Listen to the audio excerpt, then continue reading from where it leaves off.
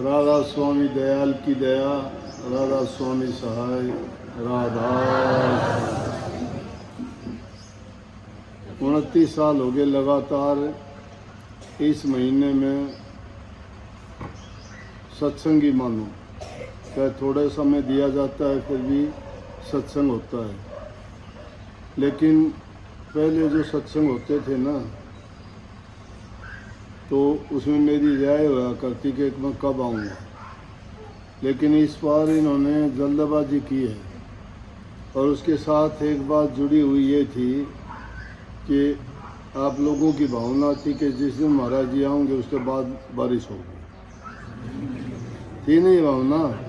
लेकिन इस बार क्या किया कि पहले ही जाके ने जल्दबाजी शुरू कर दी। मैं कहा भी मैं अभी आया हूँ 1 महीने में, उसके बाद फुर्सत भी नहीं है, हमें रुकना चाहिए था। जल्दबाजी करोगे फिर बारिश नहीं होगी। हाँ कहते फिर यूँ कह दो जी हम तो उसको बुला भी लिए, बारिश को नहीं होगी। तो वह कमी अगर होगी तो थारी कमी के कारण नहीं होगी, मेरा ख्याल बताया मैंने ये। अगर मैं मर्जी से आता तो थारा बारिश या तो करवा के आता, नहीं तो आते ही जाके करवा देता। अब जो है मालिक की जो मौज होगी वो होगा। लेकिन बहुत अच्छी बात है, सब बातों से बढ़ चढ़ के गौर करोगे तो इस वाणी में ही कह दिया, और उसके मुकाबले में उसके तुल्य कोई संसार में दूसरी चीज भी नहीं है। कही है कि चाल नर सत्संगत कर ले, सत्संग से बढ़ के इस जीव के लिए कोई भी चीज नहीं है। सत्संगत से इंसान का सब प्रकार से जीवन सुखी होता है। वास्तविक तो परिणाम आदमी को बहुत बाद में मिलता है, लेकिन सत्संगत करने से तो उसका खुद का जीवन अच्छा बनता है, शारीरिक रोग दोषों से मुक्त हो जाता है, घर परिवार में सुख समृद्धि खुशहाली आती है, जो भी काम करता है उसमें बरकत होती है, बुराइयां छूट जाती हैं, शराब कबाब गंदी आदतें। और जिस घर में इन चीज़ों का परहेज हो जाता है या जो लोग इन चीज़ों का पालन करते हैं, वहाँ संतों के आना जाना, संतों के विचार ख्यालात का रात दिन चर्चा होना उस घर के वातावरण को शुद्ध और पवित्र बना देता है। और जिस घर में ये बुराइयां छूट जाती हैं तो समझो स्वर्ग जैसा माहौल उस घर का होता है। और जिन घरों में शराब कबाब निंदा चुगली बुराइयां, सत्संग में जाते हो तो मैं सबसे पहले यही सिखाया जाता है कि पहले अपनी बुराइयों को त्यागो। अगर इंसान में कोई बुरी आदत है, कोई शराब पीता है, कोई सुल्फा गांजा पीता है, तो वो आदमी अपना काम भी छोड़ देगा, पैसे की बर्बादी होगी, शरीर की बर्बादी होगी, बच्चों की संभाल नहीं करेगा, तो क्या होगा कि सब का सब जितना भी बुराई है वो सारी की सारी आ जाएंगी। गरीबी उसमें आ जाएगी, झूठा वो हो जाएगा, लड़ाई झगड़ा वो करेगा। तो ये सारी की सारी चीज़ें इंसान को बर्बाद कर देती हैं। इसलिए कि चाल नर सत्संगत कर ले। अगर सत्संग में तुम जाते हो, सत्संग में जाने से सबसे पहले बात यही होगी कि भाई जो हमारे समाज में आजकल जो बुराइयां बढ़ती जा रही हैं, बूढ़े बुजुर्ग की बात नहीं मानते, घरों में प्यार प्रेम नहीं, बच्चों को कहोगे कोई काम तो वो उल्टा सीधा करते हैं। उसका कारण क्या है? उसका कारण यही है कि उन बच्चों को अच्छे संस्कार नहीं मिल पाते। इंसान खुद तो बुराइयों से निकलता नहीं है तो बच्चों को क्या शिक्षा देगा? उनका भेद ही नहीं लेता है कि उसका बच्चा कहाँ जाता है, कहाँ बैठता है, क्या करता है। उनका तो सत्संगत की तो बात छोड़िए, वो कुसंग में पढ़ के बुरी आदतें सीख जाते हैं।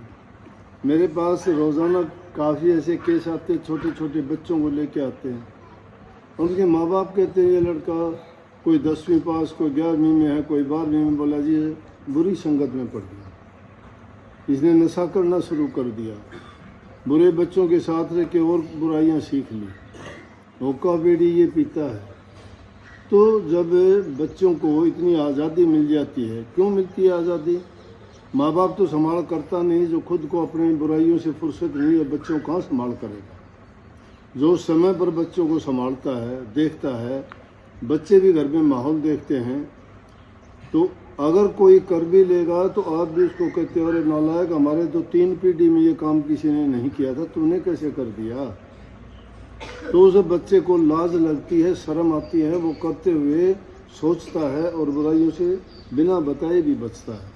लेकिन जिस घर में पहले ही वो बुराइयां हों, उसके माँ बाप, भाई, बड़े, चाचा, ताया करते होंगे, तो वो उनको कैसे बचा सकते हैं? इसलिए सत्संग में जाओगे तो क्या होगा?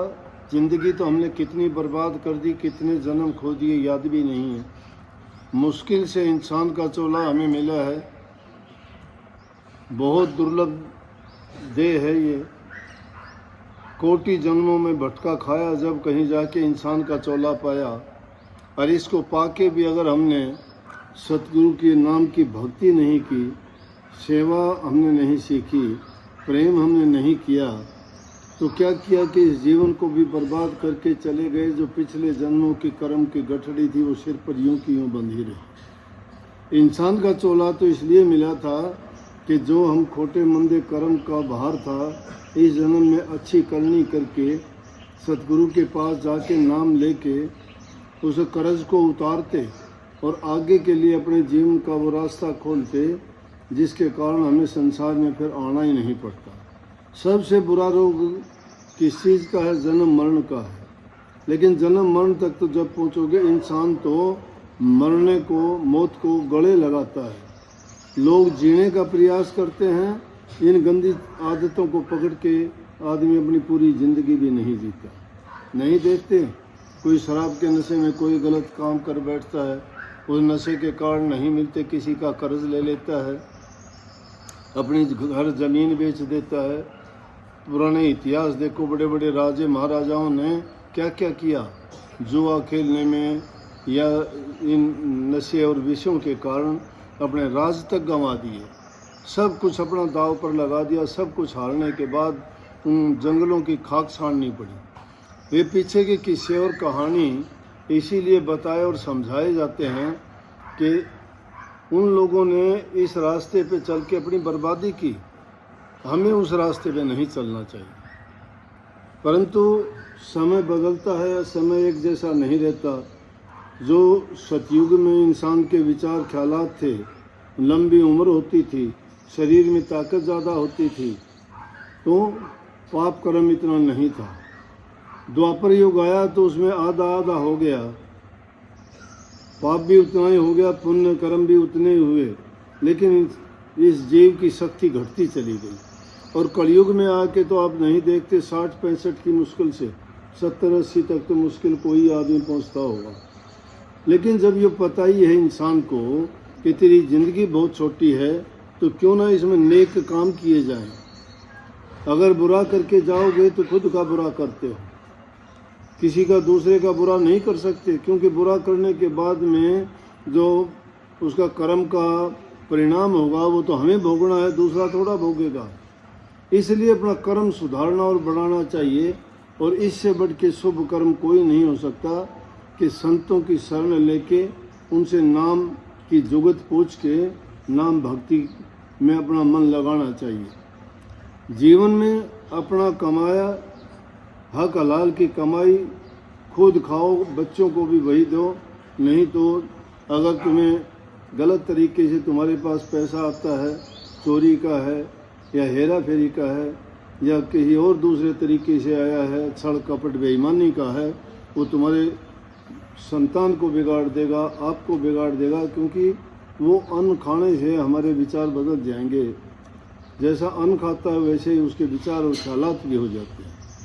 छोटी कहानी बताऊं, जब महाभारत का युद्ध हुआ और भीष्म पितामह की इच्छा मृत्यु थी, सब का सब युद्ध का 18 दिन तक युद्ध चला, अंत हो गया युद्ध का। और भीष्म पितामह जब उन कांटों की सैया पर सेलों पर सोया हुआ था, तो उस टाइम पे उन्होंने सब पांडवों को अपने पास बुलाया, तो द्रौपदी जी भी उनके साथ गई। और जब उनको सारी बातें बैठा के उनको बताने लगे कि भाई राज ऐसे करना चाहिए, इन नियमों का पालन करना चाहिए, राजा का धर्म ये होना चाहिए, जब ये सारी बातें वो कह रहे थे, तो द्रौपदी कहने लगी, पितामह आज आप बड़े ज्ञान का बखान करते हो, बड़े उपदेश करते हो, ये उपदेश आपको जब याद नहीं था कि मुझे सभा में नंगी किया जा रहा था, जब एक औरत को घसीट के वहाँ लाया गया और उस इज्जत के साथ खिलवाड़ किया जा रहा था, जब आपका ज्ञान कहाँ गया था? पता है क्या जवाब दिया उन्होंने? कहने लगे बहुत सभ्य आवाज में, बड़े अच्छे मीठे ढंग से बोला, बेटी उस दिन मैंने दुर्योधन के घर का अन्न खा रखा। दुर्योधन कपटी आदमी था, दुर्योधन पापी आदमी था, दुर्योधन के विचार अच्छे नहीं थे, वो ईर्ष्या और द्वेष रखता था पांडवों के साथ शुरू से। तो जब ऐसे घर का अन्न खाता है आदमी, उसके विचार शुद्ध कैसे हो सकते हैं? कहने लगा कि मैंने उसे दुष्ट के घर का अन्न खाया था, तो मेरे विचार भी वैसे ही हो गए थे। अब मैं मृत्युशैया पे हूँ, अब मुझे ये बात करने का अधिकार है, अब मैंने उसके घर का कुछ नहीं खा रखा। तो इसलिए जैसा भी आदमी अन्न खाता है, अब जाते हो, आप मंदिर जाते हो, मस्जिद गुरुद्वारे में जाते हो, आपको वहाँ प्रसाद दिया जाता है। वो प्रसाद चाहे बाजार से बड़ी मिठाई होती है, लड्डू होती है, या बूंदी दाना होता है, या पतासे मखाने, जो भी चीज़ प्रसाद के रूप में आप लेके जाते हो। आप जब दुकानदार से लेके आते हो तो आप कहते हो कि लड्डू दे दे, या मखाने दे दे, पतासे दे दे, और लेके आते हो तो दरबार में आने के बाद में वो प्रसाद बन जाता है। क्यों बन जाता है? बनाने वाला कोई है, लेकिन वहाँ उस शुद्ध वातावरण में जहाँ मालिक के गुणगान हमेशा होता है रात दिन, उन पर जब भक्त लोगों की दृष्टि पड़ती है और उस ख्यालात में उनमें वो सब अच्छे गुण आ जाते हैं, जो बुरे गुण उनके होते हैं कोई, वो उसमें नहीं रहते, क्योंकि हमने उसका मूल्य चुका के लाए हैं, हेरा फेरी का नहीं है, प्यार से लेके आए हैं, उस श्रद्धा से लेके आए हैं। वहाँ तो मिठाई थी जब तक उसके पास थी, लेकिन जब दरबार में आई तो क्या हो गया? प्रसाद हो गया। इसलिए कई लोगों को आपने देखा होगा, लेके जाते कहते प्रसाद दे दो, खुद लेके आता है लेकिन कहता है प्रसाद मुझे दे दो, देते ही वो प्रसाद बन जाता है। प्रसाद का मतलब होता है पवित्र। तो जो पवित्र अन्न खाता है उसके विचार ही शुद्ध और पवित्र होंगे। पुराने ज़माने में तो ऐसी कहानियाँ भी थी। एक बार कहते हैं कि कोई आदमी, एक महापुरुष थे, आए तो कहने लगे, भाई मुझे रात में किसी के घर रुकने के लिए बताओ। तो वो जिस आदमी से बोला, भाई मैं तो आपको नहीं रोकूंगा। बोले आप मेरे भाई के यहाँ रुक जाओ। क्यों? आप क्यों नहीं रोकोगे? उसके यहाँ क्यों रुक जाऊँ? सच्चाई थी, जब धर्म का पालन करने वाले लोग थे, इतना पेट पाप नहीं था। आज तो भाई भाई का दुश्मन है, बाप बेटे की दुश्मनी है, सास बहू की नहीं बढ़ती है, भाई भाई का गला काटता है। छोटी सी बात के लिए हमने कोर्ट कचहरियों में ज़िंदगी बिताते हुए देखा है, सब कुछ बिक जाता है लेकिन दुश्मनी उनकी ख़त्म फिर भी नहीं होती है। अरे छोटी सी बात के लिए क्यों इतनी बर्बादी के रास्ते पर चलते हो? प्रेम मार्ग सत्संग सिखाता है। प्रेम के मार्ग पे रास्ते पे चलोगे तो आदमी त्याग करना सीखता है कि कोई बात नहीं भाई, मेरा इतना तो ले ले तो कोई बात नहीं, वो नहीं करता।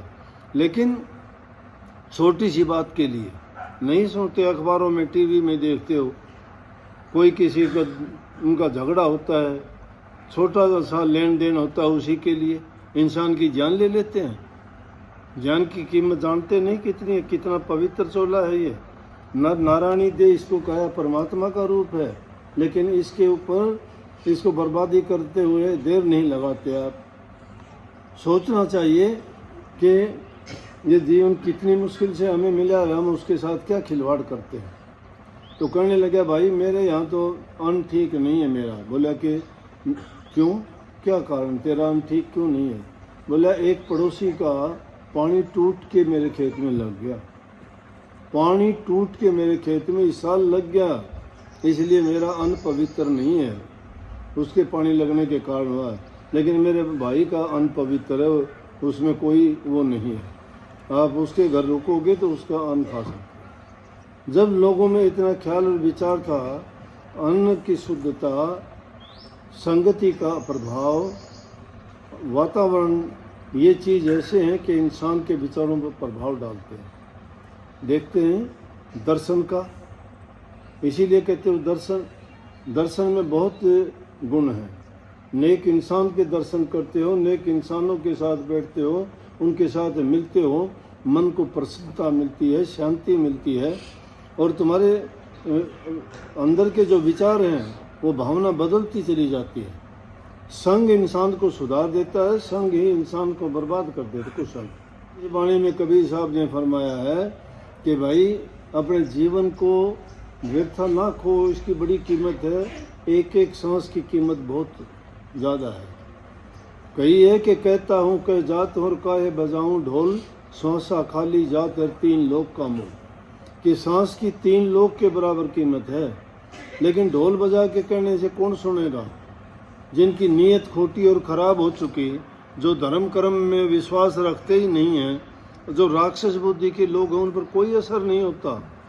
लेकिन जो नेक इंसान है वो अगर ये वाणी को, बात को, महापुरुषों की एक बात को भी गांठ लगा लेंगे तो भी उसका जीवन सुधर जाएगा। हमने तो सतगुरु के शरण में आने से पहले जो जीवन था, उस जीवन में जो किया वो बातें अब याद आती हैं तो बड़ा दुख होता है। लेकिन फिर भी सतगुरु की कृपा हुई, जब से उनकी शरण मिली, उनकी शरण मिलने के बाद में पीछे का जीवन तो पीछे बीत गया। जितने भी पाप थे उस सतगुरु ने अपनी ताकत से सबको धो डाला और आगे के लिए उन्होंने पाक साफ और पवित्र बना दिया, क्योंकि उनके वचन, उनकी वाणी, उनके ऊपर विश्वास, उनके ऊपर श्रद्धा, रात दिन जब उनका नाम का चिंतन और अभ्यास किया, उनका संग किया, उसके कारण सब धुलते चले गए। इसी प्रकार से महापुरुषों के कई स्वामी जी महाराज ने दरस करे, वचन पुनि सुने, सुन सुन के गुणे, गुण गुण के काढ़ ले सार, काढ़ सार तिस करे आहार, कर आहार पुष्ट होया भाई, जग भय भव सब गई नसाई। सर्वप्रथम जाके दर्शन करो, दर्शन करके मन प्रसन्न होता है, क्योंकि एक श्रद्धा और विश्वास लेके जाते हैं। नाम लेने मात्र से ही हमारा मन पवित्र और शुद्ध हो जाता है, उसके गुणों से भर जाता है। किसी बुरे आदमी का नाम लेते ही तुम्हारे विचारों में खलबली मच जाएगी। किसी डाकू चोर ठग का नाम लोगे तो तुम्हें बुरा लगेगा कि नहीं, और किसी नेक इंसान का नाम लोगे तो तुम्हारे मन से भी उसके प्रति अच्छी भावना निकलेगी, जबान से कि उनका गुणगान ही करोगे। आज बापू गांधी का नाम लिया जाए तो आपके मन में क्या आता है कि बड़ा त्यागी था, हमें आज़ादी दिलाई, वो राष्ट्र का पिता था। लेकिन किसी दुष्ट आदमी का नाम लोगे तो रावण का नाम लेने से आपको खुशी होगी क्या? दुष्टता के विचार आते हैं। इसलिए बुराई का तो नाम भी नहीं लेना, देखना तक भी नहीं, देखने से ही हो जाता है इंसान के विचारों में खलबली। और संतों के पास जब जाते हो तो सबसे पहले दर्शन करो, दर्शन करके वचन गौर से सुनो। भोला नहीं, ये भोले बन के ये बड़े ठगा बगी करते हैं लोग, इन लोगों की तुम उसमें मत आया करो। तुम तो सोचते हो कि ये सत्संग में जाता है, वो झूठी साची 4 बात लगा दे, तुम्हें इतबार और विश्वास हो जाता है। इनसे बचा करो। बचने के लिए जो सत्संग वचन होते हैं, बुराई का बखान करके ही तो बताते हैं बुराई की ये दुर्गुण क्यों है, ये इनसे क्या, इनका नतीजा क्या होगा। लेकिन कई दुष्ट तो सत्संग में ही आके बुराइयाँ सीखते हैं। और बताओ बुराई छोड़ेंगे कहाँ से वो? क्यों? उनको यहाँ अच्छी दुकान बन जाती है, उनकी 4, 5, 10, 20 से जान पहचान हो जाए, उनके घर जाना शुरू कर दें। वो अब घर जाए आदमी को कोई चाय पानी भी देगा, कोई खाना भी दे देगा, और फिर इनकी रीत बन जाती है, वो एक आधा शब्द सुना दें, उनको 10, 20, 50 रुपये भी दे देंगे, फिर उसको लालच पड़ गया, फिर वो घर घर हो ले कि आज 100 बन गया, आज 500 बन गया, आज 1000 बन गए, घर घर हांडना, घर घर उसको खाना मिल गया। तो ऐसे ठगों से बचा करो तुम। उनका मन कैसे लगेगा वचनों में, वो क्या वचन सुनेंगे बोलो? दुष्टता भरी हुई है उनके दिमाग में। तो संतों के दर्शन करो, उनके वचन सुनो। वचन सुनना नहीं, सुन के हृदय में रखो, रखना भी नहीं, रखते नहीं, अपने जिंदगी में उनको उतार के देखो। जो बात कही है उसको सत्य के तराजू पे तोल के देखो, सही है या गलत है।